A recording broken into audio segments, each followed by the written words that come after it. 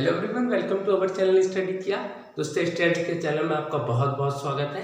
Chapter 1 के previous year के सारे क्वेश्चंस हमने बहुत अच्छे से देखा था। बस आपको 5 मिनट देना है और इन 5 मिनट में आपको देखने को मिलेंगे 2000 से लेकर 2023 तक के सारे इंपॉर्टेंट क्वेश्चन जो प्रीवियस ईयर में पूछे गए हैं और एक बार नहीं बार बार रिपीट किए हैं और आपके लिए भी इम्पोर्टेंट है। ठीक है, तो बिना देरी के स्टार्ट करते हैं। अध्याय 2 हम आज करने वाले थे।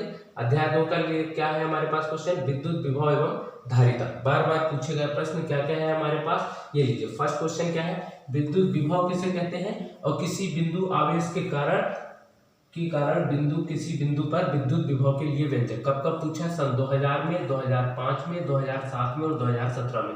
मतलब कि वापस से क्वेश्चन रिपीट कर सकता है, आप इसकी तैयारी बहुत अच्छे से कर लेंगे। ठीक है, अगला क्वेश्चन क्या है? विद्युत द्विध्रुव किसे कहते हैं? पहला तो कंडीशन।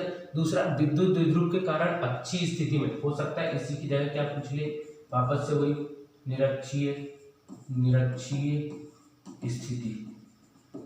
अक्षीय स्थिति या निरक्षीय स्थिति में विद्युत विभव का व्यंजक कब पूछा गया है? तो 2010 में पूछा गया। अभी आप बोलोगे कि भैया इतना पुराना क्वेश्चन पूछा जाएगा क्या? तो ये देखिए, सन 2000 का क्वेश्चन 2017 में भी आया है, तो कोई गारंटी नहीं है, पूछा जा सकता है। इसीलिए आप क्वेश्चन को बहुत अच्छे से तैयार करेंगे। ठीक है, अगला क्वेश्चन क्या कह रहा है? विद्युत द्विध्रुव के कारण निरक्षीय स्थिति। अभी बात हुई थी निरक्षीय स्थिति की। निरक्षीय स्थिति में विद्युत विभव का व्यंजक ज्ञात कीजिए और सिद्ध कीजिए कि विद्युत द्विध्रुव की अनुप्रस्थ स्थिति, इसी को बोला है।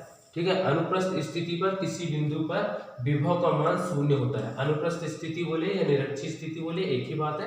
कब कब पूछा गया है? 2014 में और 2016 में। मतलब वापस से क्वेश्चन रिपीट करने के चांस होंगे।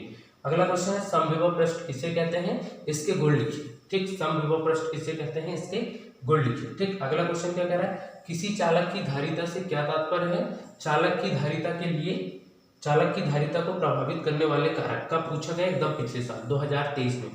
वापस से क्वेश्चन रिपीट कर सकता है, मैं बार बार बोल रहा हूँ, इसीलिए क्वेश्चंस को बहुत अच्छे से तैयार आपको रखना है।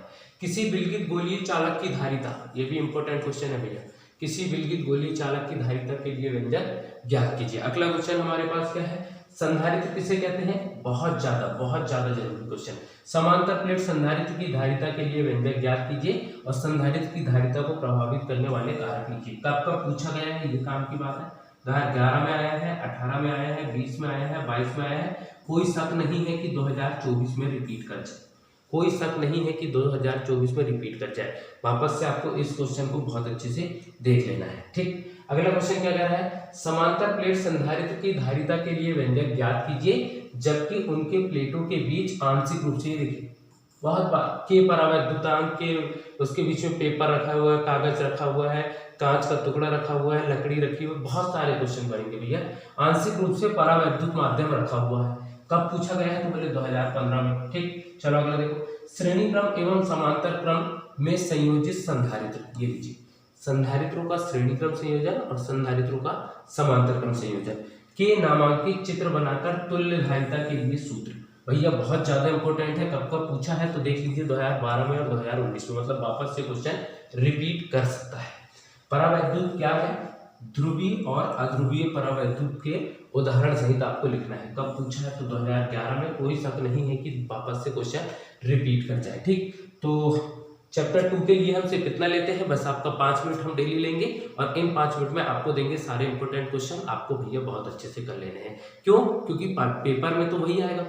सही है कि नहीं? क्वेश्चन हर बार रिपीट कर रहा है, तो हो सकता है इस बार भी रिपीट कर जाए। लिख के आपको ही आना है, बहुत अच्छे से आप इसकी तैयारी कीजिए। ठीक है, तो मिलते हैं चैप्टर 3 में। तब तक के लिए वीडियो को लाइक कीजिए और चैनल को सब्सक्राइब कीजिए और अपने सारे दोस्तों में शेयर कर दो, क्योंकि बस 5 दिन की बात है।